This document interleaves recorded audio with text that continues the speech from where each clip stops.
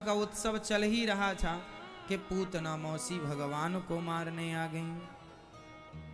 पूतना लोक बालघिनी राक्षसी रुधिरासना जिघांसयापहरये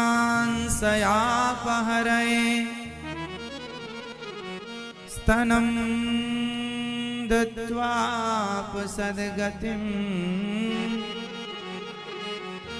पूतना लोक बालघिनी राक्षसी रुधिरासन।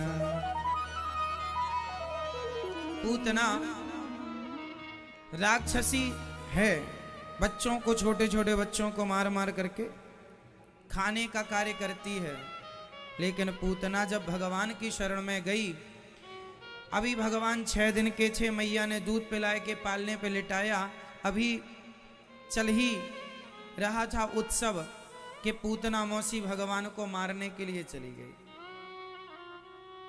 अच्छा मैया बताओ, पूतना भगवान को मारना क्यों चाहती है? क्या बिगाड़ा है भगवान ने पूतना का? कुछ नहीं बिगाड़ा। मारना क्यों चाहती है? इसलिए मारना चाहती है कि कंस ने कहा है कि मुझे मारने वाला पैदा हो गया है तो वो मुझे मारे उससे पहले मैं उसे मार देता हूं। कंस डर रहा है, बताओ किससे? किससे? कंस भगवान से नहीं डर रहा है, कंस अपनी मृत्यु से डर रहा है। मैं मर ना जाऊं, मुझे मारने वाला आ गया है तो उसे मार दो ताकि मैं ना मरूं। कंस किससे डर रहा है? मृत्यु से। कंस चाह रहा है मैं मरूं ना। और जीवन का सत्य यही है कि कंस को कौन समझाए कि पगले तुझे एक ना एक दिन मरना। अब भगवान को मारने पूतना चली। पूतना ने अपने स्तनों में जहर भर लिया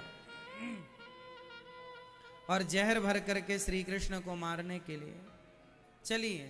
जैसी पूतना आई, भगवान पालने पर लेटे थे, पूतना मौसी को देखते ही भगवान ने अपने नेत्रों को बंद कर लिया। देखना भी पसंद नहीं किया। भगवान ने पूतना को क्यों नहीं देखा? भगवान ने पूतना को इसलिए नहीं देखा क्योंकि पूतना का तन बहुत सुंदर है, बड़ी सुंदरी बन के आई है। बाहर से बड़ी सुंदरी है, भीतर से बड़ी कपटी है। क्या है? कपटी। कपटी जानते हैं आप हो कि नहीं हो? अब हो तो बताए कौन?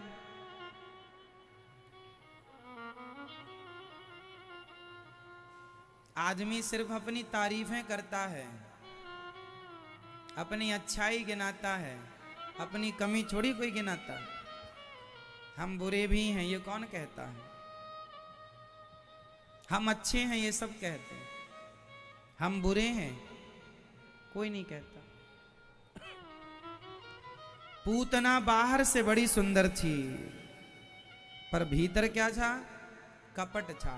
कृष्ण को दूध पिलाकर, दूध की जगह जहर पिलाकर मारने का प्लान था।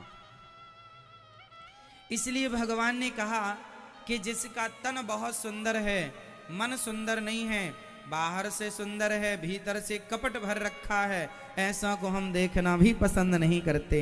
इसलिए नेत्रों को कर लिया बंद। बताओ भगवान किसे देखते हैं और किसे नहीं देखते? बताओ मेरी माँ, बताइए भगवान किसे देखते हैं और किसे नहीं देखते?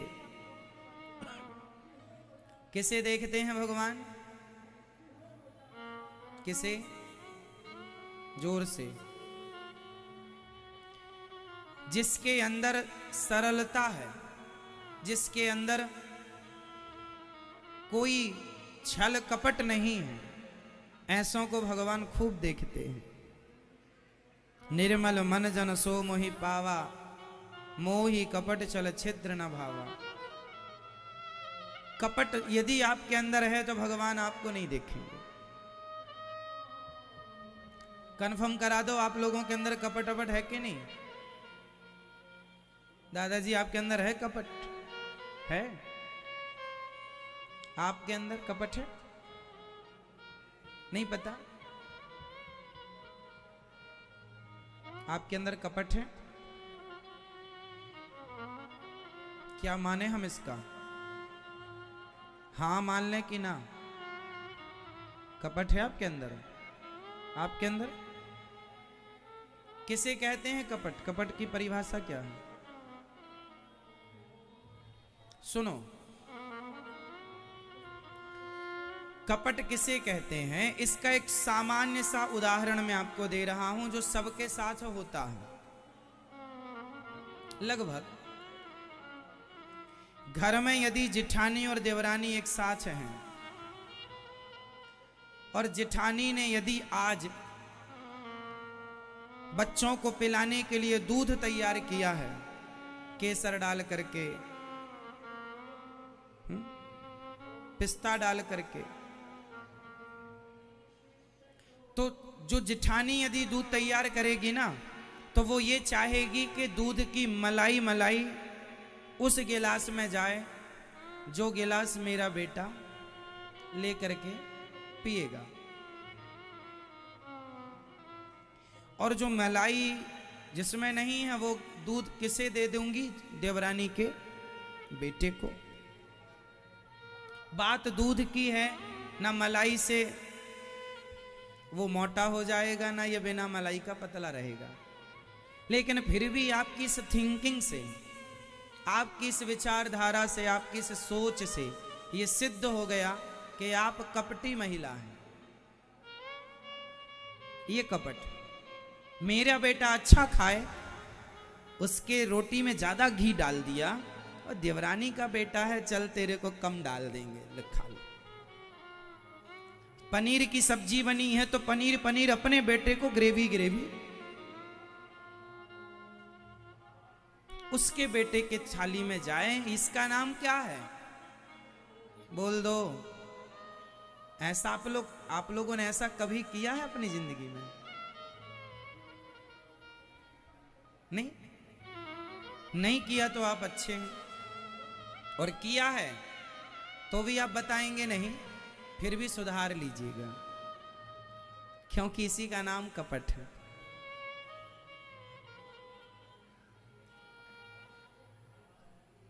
कपट इसी को कहते हैं कि मैं अच्छे से रहूं, अच्छा खाऊं पीऊं। मेरा भाई, आजकल तो दुश्मनों की छोड़ दो, भाई भाई से ईर्ष्या कर लेते हैं। जेठानी और देवरानी एक दूसरे की जानी दुश्मन बन जाती हैं आज। इसलिए ये कपट है, और ये कपट ही आपका पतन करता है, अर्थात नाश करता है। इसलिए किसी के प्रति कपट ना हो। जैसे आप बाहर से हैं वैसे ही आप भीतर से रहें और निर्मल मन रहे। सब में किसका दर्शन करना चाहिए? भगवान का। सब में भगवान रहते हैं। बताओ, सब में भगवान रहते हैं या नहीं रहते हैं? कैसे सब में भगवान है? कैसे? पूछो इनसे। सब में भगवान रहते हैं कि नहीं? आपके अंदर भगवान है तो आपके पति के अंदर भगवान है कि नहीं है? शादी हो गई आपकी, विवाह, पति देवता कहाँ है? अच्छा, आप जितनी माताएं हैं, पहले मैं माताओं से सवाल कर लूं फिर पुरुषों से करूंगा। आपके पति सब में भगवान होते हैं तो पति में भी भगवान होते होंगे? बोलो हाँ या ना। पति में भगवान होते हैं तो फिर अपने भगवान, जब भगवान होते हैं तो भगवान से लड़ती क्यों हो? यदि पति में भगवान है तो भाई भगवान से कौन लड़ता है? पुरुष बताएंगे भगवान सब जगह होते हैं कि नहीं? हाँ या ना। स्त्री में भी होते होंगे, पत्नी में भी होंगे आपके, तो पत्नी से लड़ते क्यों हैं फिर?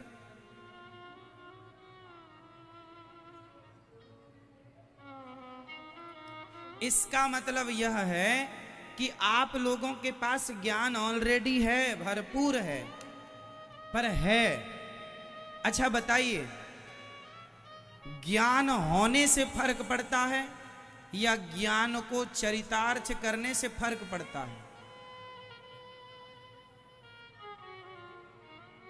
ज्ञान होना पर्याप्त है या ज्ञान को चरित्र में उतार लेना पर्याप्त है?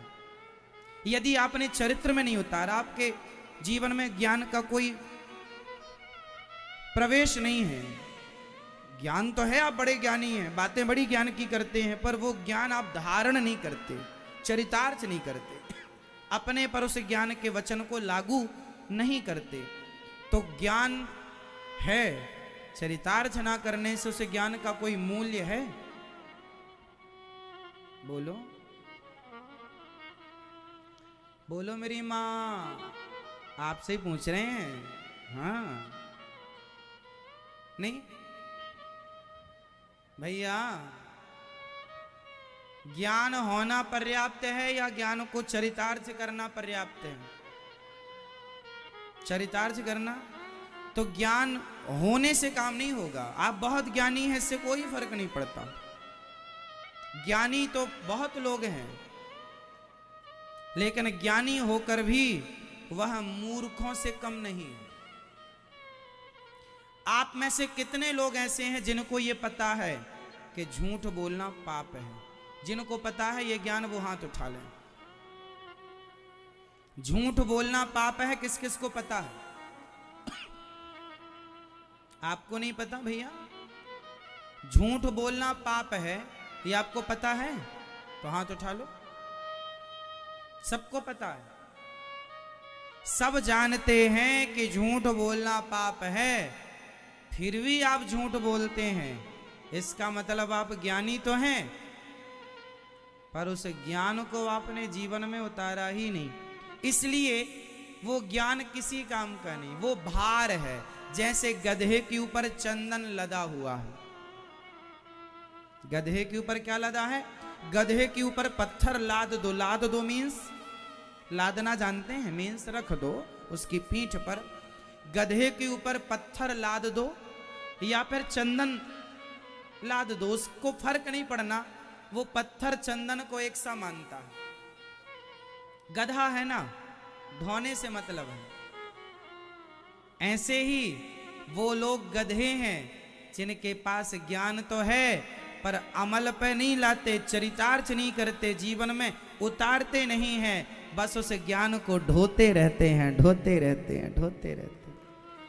तो ज्ञान ढोने के लिए नहीं है, ज्ञान ढोने के लिए नहीं है, ज्ञान तो अमल करने के लिए। किसके लिए है ज्ञान?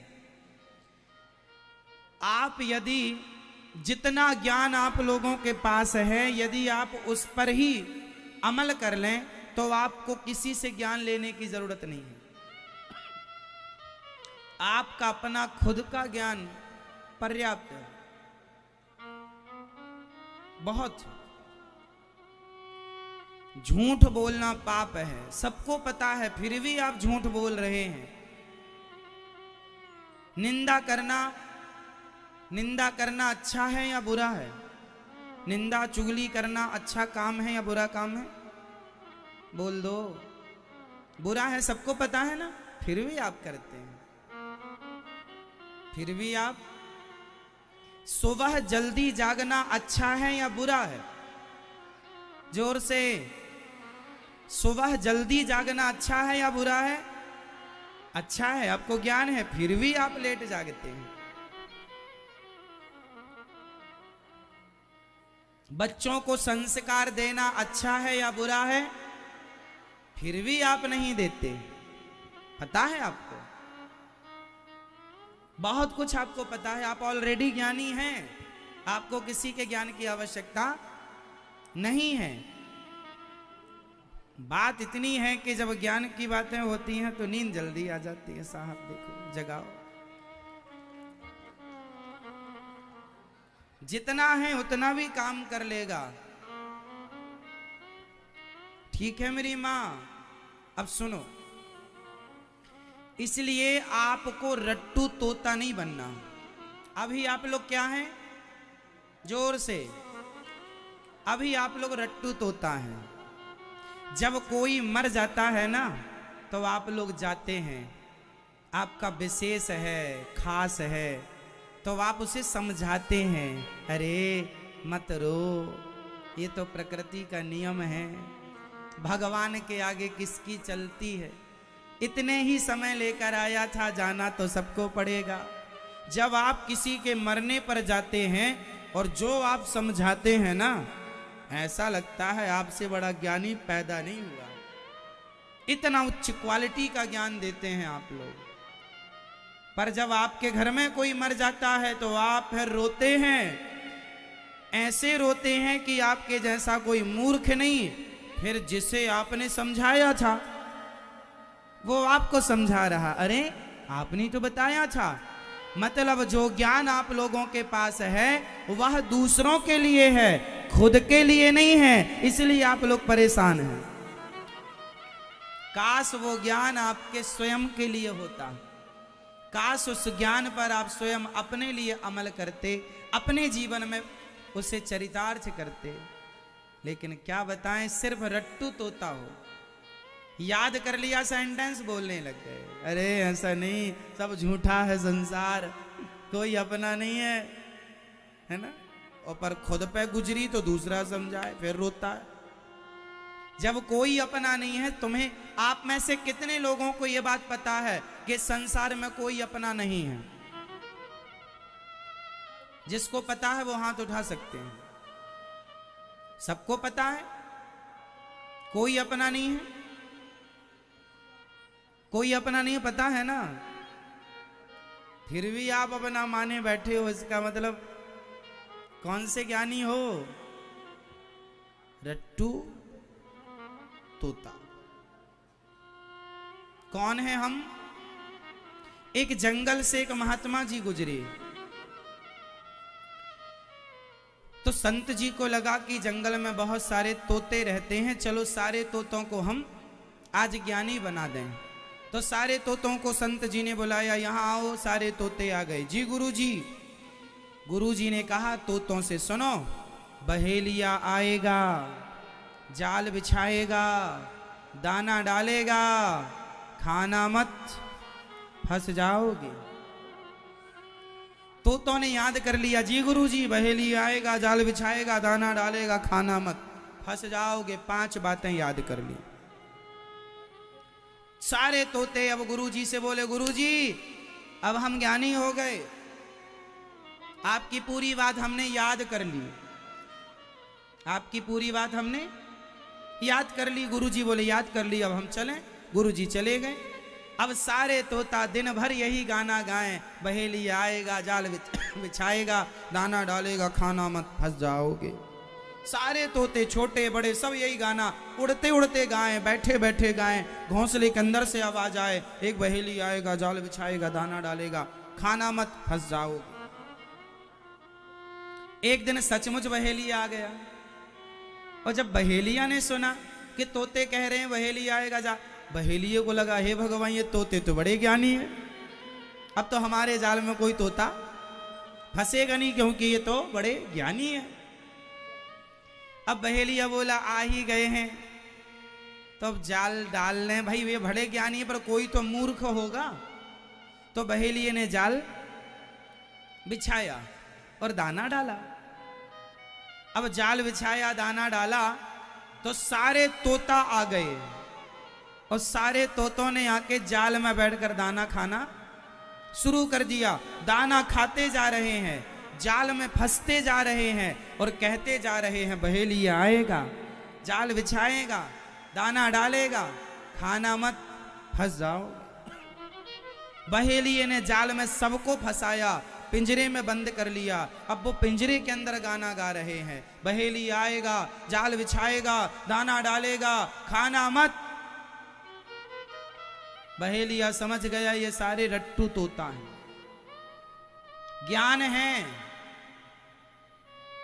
अब थोड़ी देर बाद वहां से गुरुजी गुजर गए। गुरुजी यहां आओ। क्या हुआ? गुरुजी आपने जो मंत्र दिया हमने उसका जाप खूब जाप किया, लेकिन फिर भी देखो हम फंस गए। गुरुजी ने कहा, पगले, हमने जो मंत्र दिया था वो जपने के लिए नहीं था, चरितार्थ करने के लिए था। जो बात हम कहते हैं सत्य बोलो। अब हमने कहा सत्य बोलो, चेला को लगा गुरुजी ये मंत्र दे रहे, अब वो बोले सत्य बोलो सत्य बोलो सत्य बोलो सत्य बोलो सत्य बोलो। अब सत्य बोलो की माला जपने लगा, और सत्य बोले ना तो माला जपने से उसका कल्याण हो जाएगा। आज हमारे देश में यही हो रहा है। सत्य बोलो सत्य बोलो सत्य बोलो, माला जप रहे हैं सत्य बोलने की, बोल रहे हैं झूठ। तोतों को ज्ञान था कि बहेली आएगा, जाल बिछाएगा, दाना डालेगा, खाना मत फंस जाओगे।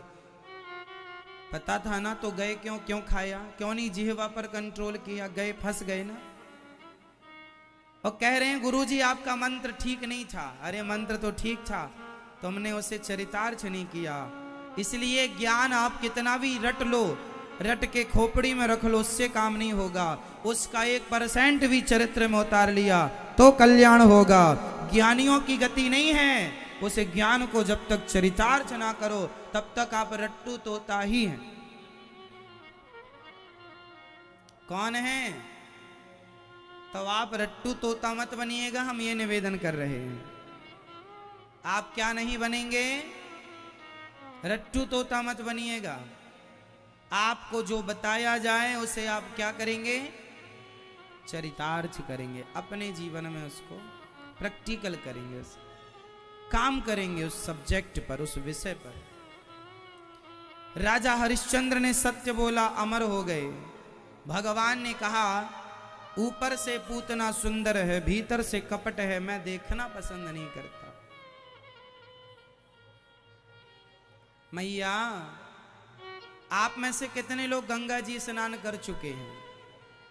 जो गंगा नहा चुके हैं वो हाथ उठा लें। आप नहीं नहाए तो हाथ उठा लो। अच्छा, आलसी हैं अपन, है ना? नहीं, कौन बार बार हाथ उठाए महाराज। आप तो सीधा सीधा सुना दो, हमें ना करना पड़े कुछ। सुनो, गंगा जी नहाए हो? आपने स्नान कर लिया गंगा जी में? मैया आपने? गंगा जी। अच्छा, एक बात बताओ, अब की बार जब कभी आप गंगा जी जाना तो एक छोटा सा काम कर लेना मेरे कहने से।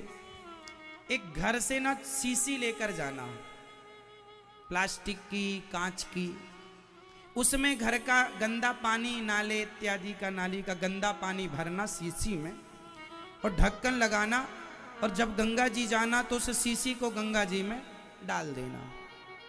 और जब वापस आने लगना तो वो शीशी गंगा जी से वापस निकाल लेना, और फिर ढक्कन खोलकर उसका पानी सबको पिलाना।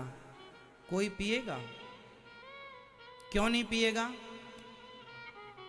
बोलो मेरी माँ, क्यों नहीं पिएगा कोई? क्योंकि उसमें नाले का गंदा पानी थोड़ी कोई पिएगा। अच्छा, तो गंगा जी में वो डूबी थी, नहाई थी शीशी, तो शुद्ध नहीं हुई क्या? बोलो। गंगा जी में नहाने से, शीशी को आपने नहवाया ना गंगा, तो शुद्ध नहीं हुई? क्यों नहीं हुई बताओ? क्योंकि उसके अंदर पानी गया ही नहीं, उसके अंदर जैसा था वैसा ही रहा। तो यही तो हम कह रहे हैं, आपने भी गंगा नहा लिया, पर आप जैसे थे, झूठ कपट भरा था, वैसा का वैसा ही रहा गंगा नहाने के बाद भी। तो फिर गंगा नहाने से फायदा क्या? फिर गंगा जी गए, केवल पैसा खर्च कर लिया, समय बिगाड़ लिया। गंगा नहाने से सदगति हो जाए तो सब पाप करके गंगा नहा लें। फिर काय के लिए ये तीर्थ व्रत बना, सीधे गंगा नहाए सब। गंगा की भी अपनी महिमा है मेरी माँ, वो कम नहीं है। फिर भी गंगा स्नान करने का अर्थ ये है कि अब गंगा नहाने के बाद ये संकल्प जाग जाए कि अब हम अपने हृदय को गंगा के जल की तरह शुद्ध करेंगे। काम क्रोध लोभ मोह ईर्ष्या द्वेष कपट छल निंदा चुगली ये सारी चीजों से हम अपने हृदयों को धुल लेंगे, साफ कर लेंगे और निर्मल मन हो जाएगा। तो भगवान की खोज बाहर ना करनी पड़ेगी, जहां देखोगे वहां गोविंद का दर्शन हो जाएगा। शुद्धि चाहिए चित्त की। अब कचरा यहां जमा है, कचरा यहां जमा है। एक सज्जन के चश्मे में धूल लगी थी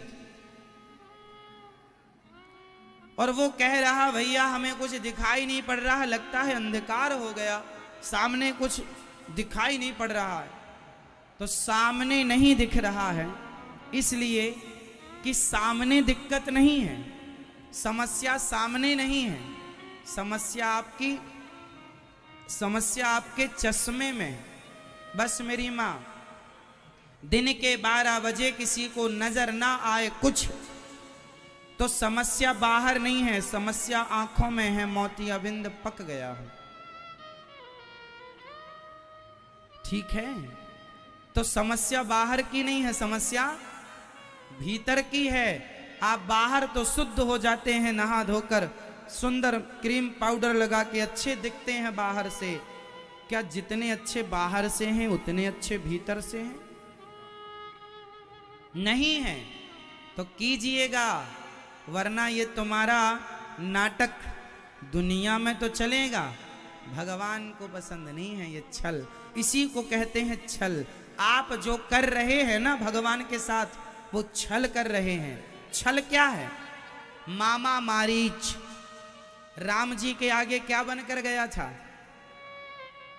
मारीच राम जी के आगे क्या बन के गया था? सोने का मृग। यही तो छल है। वो था राक्षस, लेकिन बना क्या है? मृग। सूपनखा थी राक्षसी, बनकर गई सुंदरी। रावण था रावण, बनकर गया सन्यासी। यही तो छल है। और यही छल करने वाले भगवान को जरा भी पसंद नहीं आते। इसलिए आप हैं अंदर से कुछ और दिखना कुछ और चाह रहे हैं। तो ये छल ठाकुर जी को पसंद नहीं है।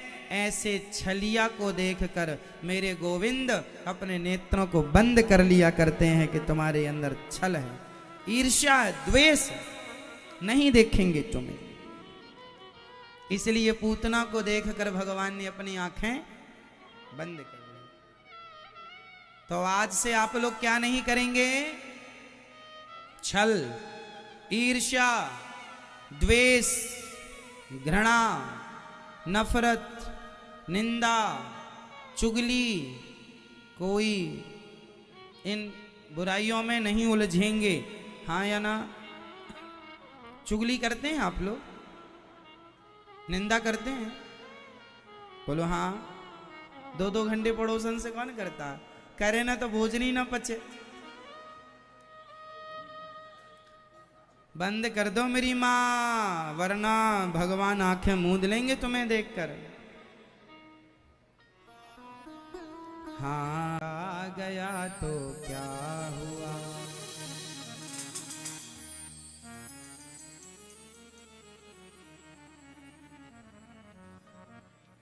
इसलिए मेरी माँ समझो सच्चाई क्या है, समझने की कोशिश करो। भगवान ने पूतना ने उठाया भगवान का। भगवान ने दूध पीना शुरू किया, थोड़ा दूध पी लिया, थोड़ा मौसी जी जहर लाई, जहर पी लिया, दूध फिनिश, जहर फिनिश। भगवान पूतना के प्राणों को पीने लगे। पूतना चिल्लाई, बालक छोड़ दो, छोड़ दो। भगवान बोले, मौसी जी हम जल्दी से किसी को पकड़ते नहीं हैं, और पकड़ लें तो फिर कभी छोड़ते। ये पकड़ने की व्यवस्था है, छोड़ने की नहीं। भगवान को पकड़ना आता है, भगवान को छोड़ना नहीं आता। पूतना को पकड़ के तार दिया, पूतना धड़ाम से गिरी। नंद बाबा कंस का कर चुका कर लौट रहे थे। वसुदेव जी ने कहा जल्दी जाओ, कंस बड़ा अत्याचार करा रहा है। आए तो पूतना के शरीर को मरा देखकर शरीर को कुल्हाड़ी से काट कर चिताएं बनाई। बड़ा शरीर था उसका, चिताओं पर जलाया तो उसके शरीर से सुगंध निकल पड़ी। पूतना के शरीर से क्यों निकल पड़ी सुगंध? क्योंकि भगवान ने पूतना को, अच्छा पूतना भगवान को जहर पिला के मारने का षड्यंत्र करने आई थी, पर भगवान, अब आप बताइए कि भगवान ने उसे कौन सी गति दी होगी? भगवान ने उसे बैकुंठ भेजा पूतना को कि नरक भेजा? पूतना को भगवान ने कहां भेजा आप बताओ? क्यों भेजा बैकुंठ ये बताओ? जहर पिलाने आई ना, तो जहर पिलाने आपको कोई जहर पिलाए तो आप उससे क्या कहेंगे, कहां भेजेंगे?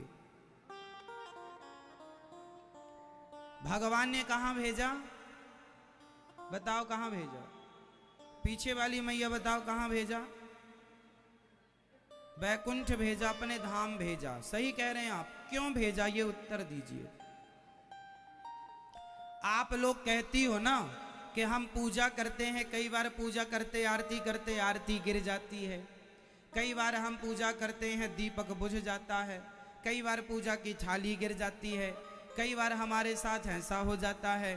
पूजा में हम क्या करें क्या ना करें, है ना? अब आप ये बताइए कि पूतना भगवान को जहर पिलाने आई तो उसे भगवान ने परम गति दे दी।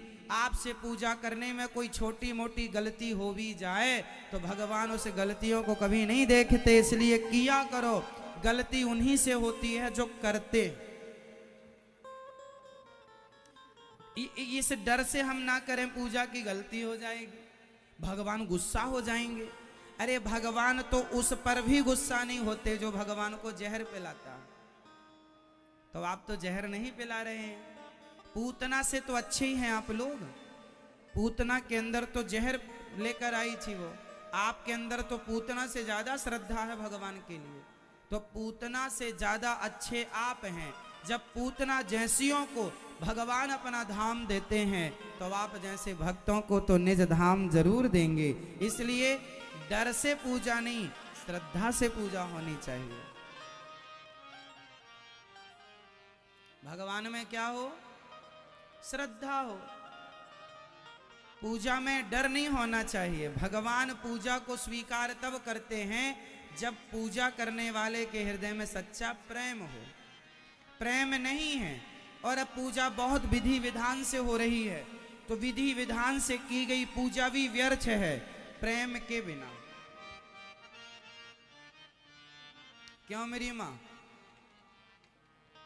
विधि और विधान काम नहीं करता, श्रद्धा काम करती है।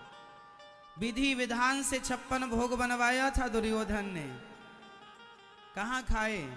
और श्रद्धा से विदुरानी ने छिलके पकड़ा दिए तो गप गप गप खा लिया भगवान ने। क्या समझ में आ रहा है? भगवान विधि और विधान की चाहत नहीं रखते। उन्हें कौन से विधि विधान से रिझाओगे बताओ? शबरी कौन सा विधि विधान जानती थी? कब पढ़ने काशी को धाई, कब बढ़े आई गीता, साचे मन के मीता रघुवर साचे मन के मीता। शबरी काशी पढ़ने गई थी क्या? बोलो मेरी माँ, कोई विधि विधान जानती थी शबरी? मिले ना राम। जटायु कौन सा विधान जानते थे? मिले ना। भगवान किससे मिलते हैं बताओ? किससे? सच्चे प्रेम से। आप भगवान से प्रेम कीजिए, सच्चा भाव रखिए, निष्कपट हो जाइए, भगवान मिल जाएंगे। कपट ना रखना बस। पूतना की परम गति हो गई। अहो वकेयम स्तन काल कोटम जिघांसयापा ययदाप्यसाध्वी लेभे गतिं धात्र्युचितां ततोऽन्यं कम्बा दयालुं शरणं व्रजेम। न जाने कौन से गुण पर दयानिधि रीझ जाते हैं, यही सदग्रंथ कहते हैं, यही हरि भक्त गाते हैं।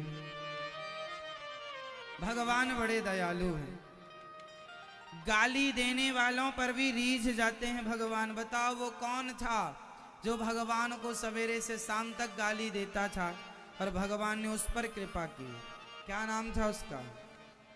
आप बताओ भैया, कहां ध्यान है आपका?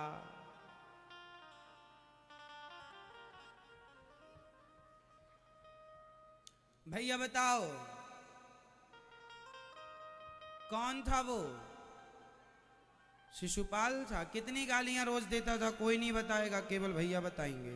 रोज कितनी गालियां देता था भगवान को? कोई नहीं बताना। हाँ, नहीं पता? आप बताओ कितनी गालियां देता था शिशुपाल भगवान को रोज? कितनी देता था? हाँ, 1 लाख रोज।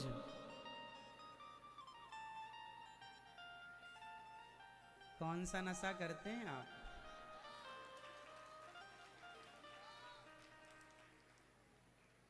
100। 1 लाख गाली दिन भर में नहीं, 100 गालियां रोज देता था। 100 गालियां रोज देता था, रोज देता था। तो रोज के हिसाब से अभी तक लाखों दे चुका होगा, इस हिसाब से आप ठीक कह रहे हैं। क्यों? इनकी बात सही है। रोज के हिसाब से सारी गालियां टोटल करने पे लाखों तो हो ही गई होंगी, लाख से ज्यादा ही हो गई होंगी। ठीक है, तो सुनो, भगवान को रोज सवेरे नहाए और नहाकर मंजन ब्रश करने के पहले शिशुपाल भगवान को गालियां देने लग जाता था। और कब तक देता था? जब तक सो ना जाए। रोज की 100। और भगवान रोज की 100 गालियां उसकी माफ करते थे, रोज की। शर्त यह थी कि एक दिन में 100 से ज्यादा देगा तो इसका 100 माफ। सोचो कि शिशुपाल भगवान को रोज 100 गालियां देता था तो अपनी जिंदगी में लाखों गालियां दे चुका होगा। उस शिशुपाल ने जब 101वीं गाली दी तो सिर काट दिया। और उसको कौन सी गति दी? सायुज्य मुक्ति दे दी। अपने चरणों में सदा के लिए शिशुपाल को स्थान दे दिया। परीक्षित ने कहा कि यह तो पापी था, इसे क्यों तारा? बोले पापी था, गालियां देता था, पर आदमी अपने दोस्त को याद नहीं करता जितना दुश्मन को करता है। शिशुपाल ने भगवान से दुश्मनी की और दुश्मनी के कारण उसने भगवान का इतना चिंतन कर लिया कि उसकी परम गति हो गई भगवत चिंतन से। समझ रहे हैं? तो सोचिए, जो भगवान को गालियां देता है, भगवान उन पर भी गुस्सा नहीं होते, उन पर भी करुणा करते हैं। तो आप लोगों पर कितनी करुणा करेंगे, कितनी कृपा करेंगे? इतने दयालु हैं भगवान। ऐसे भगवान को छोड़कर, ऐसे करुणा सिंधु को छोड़कर आप अपना मन कहीं और लगा रहे हैं। इससे बड़ा दुर्भाग्य क्या होगा? ऐसे भगवान को छोड़कर अपना मन कहीं और लगाना क्या सही है मेरी माँ? मैया, कितने दयालु हैं भगवान, बड़े दयालु हैं। यदि भगवान कितने दयालु, भरी उनकी आँखों में है कितनी करुणा, जाकर सुदामा दुखारी से पूछो, कृपा कितनी करते हैं शरणागतों पे। ये प्रश्न द्रुपद दुलारी से पूछो, धरी इनकी आँखों में।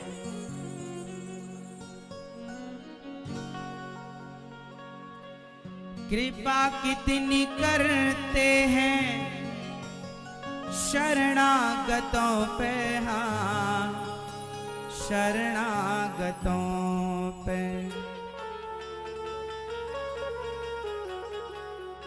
बता सकते हैं यदि मिलेंगे विभीषण, हाँ मिलेंगे विभीषण। पतितों को पावन ये कैसे बनाते, जटायु सरिस मांसा हारी से पूछो, भरी इनकी आँखों में। भगवान ने विभीषण को गले लगाया। विभीषण कौन थे? दुश्मन के भाई। रावण मीन्स दुश्मन को गले लगाया। ऐसे विभीषण जो दुश्मन के भाई थे उन्हें गले लगाया। जटायु कौन थे? जटायु पक्षी हैं और पक्षी तो मांस ही खाता है। मांसाहारी पक्षी पर राम जी ने जब उन पर कृपा की, जटायु पर, सुग्रीव विभीषण पर, पूतना पर, सूपनखा पर, शिशुपाल पर, तो हम पर क्यों नहीं? प्रभु कैसे सुनते हैं दुखियों की आहें, हाँ दुखियों की आहें। तुम्हें ज्ञात हो राजा बलि की कहानी, हाँ बलि की कहानी। निराधार का कौन आधार है जग में, ये प्रश्न द्रुपद दुलारी से पूछो, भरी उनकी आँखों में। भगवान के अंदर कितनी करुणा और कितनी क्षमा है। भगवान क्षमा करना जानते हैं कि नहीं?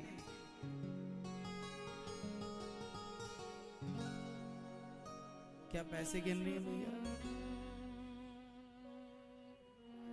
अभी हिसाब किताब। क्षमाशीलता इनमें कितनी भरी है, हाँ कितनी भरी है। बताएंगे भृगु जी वो सब जानते हैं, हाँ सब जानते हैं। हृदय इनका भावों का है कितना भूखा, विदुर शबरी और सुदामा से पूछो, भरी इनकी आँखों में है कितनी करुणा। जाकर सुदामा दुखारी से पूछो, करामात क्या इनके चरणों की रज में। जाकर के गौतम की नारी से पूछो, बड़े दयालु हैं भगवान। तो भगवान बड़े दयालु हैं, इसलिए केवल उनका चिंतन करना सीखो। भगवान गुस्सा हो जाते हैं ये ना सोचा करो, भगवान कभी किसी पर गुस्सा होते ही नहीं। पूतना का उद्धार, पूतना के शरीर से सुगंध निकल पड़ी। बोलिए भक्त वत्सल भगवान की जय। अब भगवान बड़े हुए, करवट बदले, तो मैया ने उत्सव रखा। छकड़े पर ठाकुर जी को लेटाया मैया ने। सकटासुर आया, भगवान ने सकटासुर को मारा। किसे मार गिराया भगवान ने? शकटासुर छकड़े में आकर बैठे। फिर तृणावर्त आया, गोल गोल हवा के रूप में। गर्मियों में बवंडर चलता ना गोल गोल, तृणावर्त आया। भगवान ने मामा जी को पकड़ा और दे जाके पत्थर पर पटक दिया। तृणावर्त का उद्धार हो गया। उद्धार किया भगवान ने तृणावर्त का। इसके बाद भगवान का नामकरण संस्कार हुआ। संस्कार कितने होते हैं मैया? मैया ओ मेरी माँ, हो गई पंचायत आपके? ऐसे ऐसे बता रही हो, सुन लो मेरी माँ, सुनो। भगवान के 16, देखो हमारे सनातन धर्म में संस्कार कितने होते हैं? कितने संस्कार होते हैं? पहला कौन सा है? नहीं, पहला संस्कार क्या है? बताओ जल्दी से, पहला संस्कार किसे कहते हैं?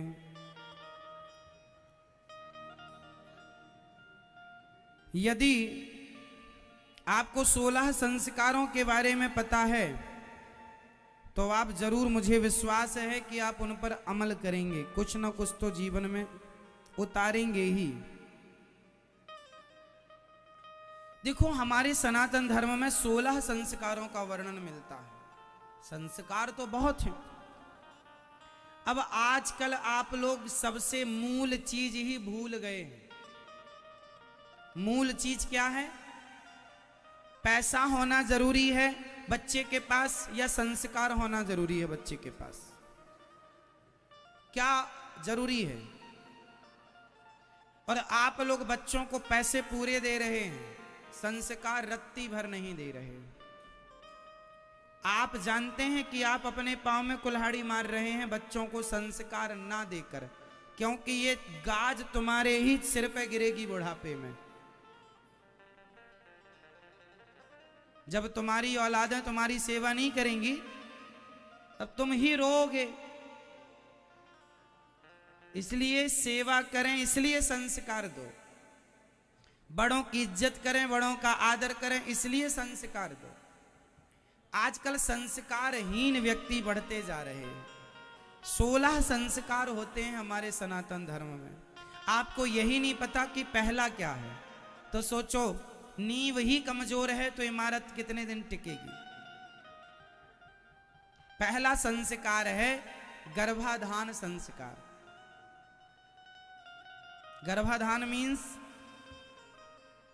जब स्त्री गर्भवती होती है, पता चल जाए कि आप गर्भवती हैं, तब उस महिला को क्या करना चाहिए? जब ये पता चल जाए कि स्त्री गर्भवती है तो क्या करना चाहिए? उस समय पति पत्नी दोनों को ज्यादा से ज्यादा भगवान की पूजा, गीता, रामायण पढ़ो। आप अच्छी संगति करो, अच्छी बातें करो, आध्यात्मिक बातें करो, जिससे आपके गर्भ में पल रहे बच्चे पर आपके द्वारा संस्कार जाएं। आप कहते हैं ना, कोई पेट से सीख कर नहीं आता, ये गलत है। कुछ चीजें पेट से आती हैं, आप माने ना माने, मैं सिद्ध करके बता दूंगा, वो भी साइंटिफिक। कुछ चीजें पेट से आती हैं, बताओ क्या? बताओ पेट से क्या आती हैं? फॉर एग्जाम्पल, कुछ बीमारियां, जैसे ब्लड प्रेशर की बीमारी यदि माँ बाप को थी तो वह बच्चे में रहेगी। शुगर की बीमारी बाप को थी तो बच्चे में रहेगी, बोलो हाँ या ना। ऐसा हम नहीं कह रहे हैं, डॉक्टर कहते हैं। मैया सही है? समझिएगा, कुछ बीमारियां ऐसी होती हैं जो पीढ़ी दर पीढ़ी बाप दादों से चलती हैं, हाँ या ना। जब बीमारियां पीढ़ी दर पीढ़ी चल सकती हैं तो संस्कार पीढ़ी दर पीढ़ी क्यों नहीं चल सकते? आपने बीमारियों को तो तवज्जो दे दी, महत्व दे दिया, संस्कारों को नहीं दिया, इसलिए संस्कार छूट गए। इसलिए जब गर्भ प्रहलाद जी ने कहां सीखा था भक्ति करना? मां के पेट में। एक महाभारत में आपने चर्चा सुनी होगी अभिमन्यु की। अभिमन्यु ने चक्रव्यूह में जाना मां के पेट में ही सीख लिया था, बोलो हाँ। आप लोग कहते हैं पेट से थोड़ी सीख, अरे जब पेट में गर्भवती स्त्री को ज्यादा से ज्यादा अच्छी बात, तुम चुगली करोगी और तुम्हारे पेट में बच्चा है तो तुम्हारा बेटा भी एक नंबर का चुगलखोर होगा। लिखवा लो हमसे स्टाम्प पे। तुम चुगली करती हो, तुम्हारा भी छोरा एक नंबर का चुगलखोर होगा। तुम झूठ बोलती हो ना, तुम्हारा बेटा भी एक नंबर का झूठा होगा। और तुम अच्छे सच्चे कार्य करती हो, अच्छे रास्ते पर चलती हो, पति पत्नी दोनों बड़े प्रेम से भगवत चिंतन भगवत भजन में मन लगाते हैं। लिखवा लो, आप दोनों संस्कारी हैं, आप दोनों के घर में अच्छा भक्ति भाव, अच्छा पॉजिटिव वातावरण है, उसका पूरा प्रभाव आपके बच्चे पर पड़ेगा पड़ेगा पड़ेगा, कोई नकार नहीं सकता। हाँ, बाद में भी आपको ध्यान रखना होता है बच्चों का, पर मूल जो संस्कार की नींव है वो गर्भ में ही डालनी, इसे कहते हैं गर्भाधान संस्कार। बच्चे पेट में हैं बेटा, संस्कार दीजिए, है ना। शादी होने के बाद लड़का लड़की आजकल घूमने के लिए अपना पहले ही निकल जाते हैं। शादी के पहले आजकल रिजर्वेशन हो जाता है, कहाँ जाना है पहले प्लानिंग हो जाती है। शादी हुई, छोरा छोरी उड़ गए, कोई वहां जा रहा है, कोई वहां जा रहा है। अरे भाई, शादी हुए तो सबसे पहले दुल्हा दुल्हन को, पति पत्नी को पहले भगवान का दर्शन करना, बिहारी जी का दर्शन कर लो, परिक्रमा लगा लो गोवर्धन जी की, वृंदावन जी की, और भागवत सुनो, कथा सुन के अपने जीवन की शुरुआत करेंगे, गृहस्थी की शुरुआत करेंगे तो आपकी गृहस्थी बहुत सुखी रहेगी, आप दोनों जीवन भर प्रसन्न रहेंगे। अब आप लोग जाते हैं, भारत के लोग विदेश जाते हैं, कुछ लोग पत्नी को लेकर के, तो विदेश जाके क्या सीखते हो? वहां तो लोग ऐसे रहते हैं लगभग कम से कम कपड़े पहनकर, तो ये अश्लीलता देखने तुम विदेश जा रहे हो। आजकल लोग विदेश क्यों जाते हैं? विदेश क्यों जाते हैं? गोवा क्यों जाते हैं? वहां कोई सत्संग करने जाते हैं? अश्लीलता देखने और अश्लील बनने। तुम्हारी पत्नी जो घर में कभी पूरे कपड़े पहन के रहती थी, वो भी यदि विदेश चली जाए तो वहां की मैडमों को देख के वो भी जरा से कपड़े में घूमती है, वो चश्मा लगा करके, हाँ हम बड़े स्मार्ट। तो क्या ये समझदारी है आपकी कि आप निर्वस्त्र होके घूमें? इससे आप ये दिखाना चाहते हैं कि हम एजुकेटेड हैं, पढ़े लिखे? ये शिक्षा है। शिक्षा का ये स्तर, यदि नंगे होके घूमना है तो धिक्कार है ऐसी शिक्षा को। शिक्षा के नाम पर यदि आप अश्लील हो रहे हैं तो तुमसे लाख गुना अच्छा वो अनपढ़ है, वो अनपढ़ स्त्री है जो अपने शरीर को ढक कर रखती है। अरे सबकी एक मर्यादाएं हैं मेरी माँ, पढ़ लिख जाना बुरा नहीं है साहब, पढ़ने लिखने के नाम पर जो ये अश्लीलता फैल रही है ये बड़ी बुरी है, बहुत बुरी है। शायद आप में से कुछ लोगों को अच्छी लगती भी हो, पर हमें तो बिल्कुल नहीं भाती है। आपको भाती है?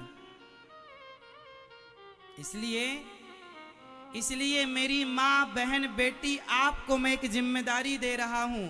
यदि आप अपने देश से प्यार करती हो, अपनी संस्कृति और अपने संस्कारों को बचाए रखना चाहती हो, तो जब कोई लड़की अश्लील कपड़े पहना करे तो पुरुष बोलेगा अच्छा नहीं लगेगा। तुम स्त्री हो ना, तुम ही बोल दिया करो बहन, क्या ये शोभनीय है? तुम बोलोगी तो अच्छा लगेगा, पुरुष बोलेगा तो कहेगा तेरे बाप का छोड़ी पहनी हूं।